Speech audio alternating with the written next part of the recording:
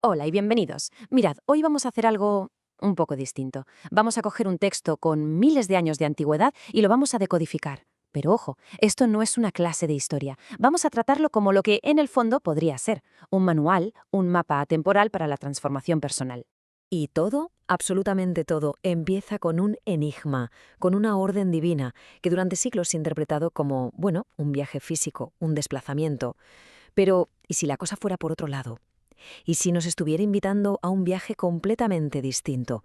Esta pregunta de verdad es la clave que lo abre todo. Y este es el versículo en cuestión, la instrucción que lo pone todo en marcha. Y no solo pone en marcha un hombre, Abraham, sino que inicia un auténtico cambio de paradigma en la conciencia humana. A primera vista, pues sí, parece una orden de migración, sin más. Pero el idioma original esconde muchísimo más de lo que parece. Venga, pues vamos a meternos de lleno en esto. La primera capa, lo primero que vamos a ver, se centra en algo muy curioso, la gramática. La gramática tan peculiar del mandato original en hebreo. Es una pista clave que nos va a desvelar su verdadero propósito. A ver, la expresión original es lej leja. Si la traducimos de forma literal, sin más, sería un vete.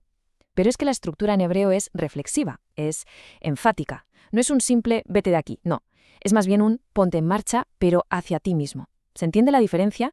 El viaje exterior es solo el escenario, la excusa, para una exploración interior mucho más profunda. Además, la orden es muy específica. Le dice a Abraham que abandone 3 cosas. Y claro, no es por casualidad. Cada una de ellas representa una capa psicológica, una de esas ataduras que en el fondo todos llevamos y que hay que soltar si se quiere encontrar la verdadera esencia. Y aquí viene lo interesante de verdad. Cada uno de estos términos en hebreo se conecta directamente con una parte de nuestra psique. Tu tierra o mearceja, pues es el apego a lo material, a lo tangible, a nuestras posesiones. Luego, tu parentela, un mimolazteja, se refiere a esos patrones de comportamiento que heredamos, ¿sabes? Como una especie de ADN emocional.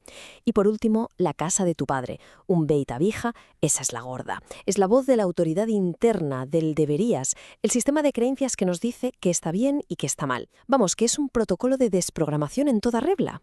Pero esperad que hay más. Las instrucciones no están solo en el significado de las palabras, están en la propia estructura del texto, en cómo está construido.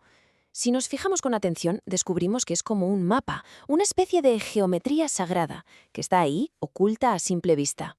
Justo en el centro de todas las promesas que se le hacen a Abraham, riqueza, fama, descendencia, todo, justo en el medio hay una orden. Y fijaos qué curioso, no es recibe una bendición, sino sé tú una bendición. Beye verajá.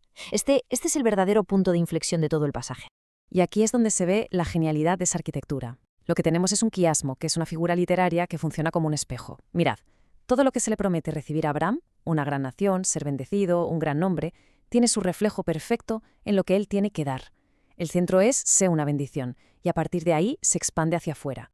¿Qué nos dice esto? Algo fundamental, que el individuo no es un receptor pasivo de la vida, es un canal a través del cual esa energía, esa bendición, fluye hacia los demás. Es que hasta su nombre original, Abraham, es un código en sí mismo. Se puede ver como una combinación de las palabras hebreas eber, que es como un ala, y mem, que es agua. El simbolismo, el potencial que tiene la conciencia para elevarse, para volar por encima de las aguas del inconsciente colectivo, por encima de un destino que parece ya escrito. Vale, con todo esto que hemos visto, el viaje físico de Abraham cobra una nueva dimensión, ¿verdad? Ya no es solo una historia sobre moverse por el creciente fértil, se convierte en un mapa de nuestro propio mundo interior. Un mapa con sus crisis, sus momentos oscuros y, por supuesto, sus revelaciones. En la historia llega un punto en que el hambre obliga a Abraham a bajar a Egipto. Pero aquí viene otra clave. En hebreo, Egipto es Mitzraim, y esa palabra viene de la raíz Metzarim, que significa lugares estrechos, limitaciones. Así que el viaje no es tanto a un país como a un estado de crisis. Es el descenso que a veces es necesario hacer. Un descenso a nuestras propias estrecheces para poder precisamente superarlas. Y es justo ahí, en esa estrechez, en plena crisis, donde surgen dos voces internas que seguro que nos suenan a todos. Por un lado está la voz del ego, la que nos susurra vuelve atrás, esto es demasiado difícil, te has equivocado. Y por otro lado está esa otra voz, la inclinación trascendente, que es la que te da la fuerza para meterte en el barro hasta el cuello si hace falta, pero sin perder de vista quién eres. Es la que permite mantener la identidad en medio del caos. Y con esto llegamos al punto crucial, el faraón. No es simplemente el malo de la película, En esta lectura, el faraón es el arquetipo de la sombra del propio Abraham. Es esa parte de uno mismo, y de todos en realidad, que quiere el poder, que quiere poseer la energía, la belleza, pero sin pasar por el trabajo de transformación. Y a esa sombra hay que enfrentarla, no para destruirla, sino para integrar su poder. Muy bien. Hemos visto la gramática, hemos visto la estructura en espejo y hemos visto la psicología del viaje interior. Ahora toca unir todas las piezas del puzzle y ver cómo este texto tan antiguo se puede convertir en una herramienta práctica, algo que se pueda usar hoy, ahora mismo. Porque esa es la idea final. La intención de este relato no es tanto que creamos en él como un dogma, sino que lo usemos. Es como un software, si se quiere ver así, una tecnología espiritual diseñada para una cosa muy concreta, desprogramar nuestras limitaciones, tanto las que nos imponemos como las que hemos heredado. Y este sería el protocolo, el ejercicio práctico. Se basa en esas 3 capas que vimos al principio. Primero, identificar tu tierra. O sea, preguntarse qué deseos son realmente propios y cuáles nos vienen impuestos por la sociedad. Segundo, identificar tu parentela. Reconocer esos patrones emocionales, esas reacciones automáticas que vienen del linaje familiar. Y tercero, identificar la casa de tu padre. ¿Cuál es esa voz interior, esa creencia limitante que dice esto es imposible? Soltar estas 3 cosas, o al menos empezar a hacerlo, es el primer paso hacia una libertad auténtica. Y quien hace todo este proceso al final se convierte en un Ibri. Normalmente pensamos en hebreo como una nacionalidad, ¿no? Pero la raíz de la palabra Ibri significa el que cruza al otro lado.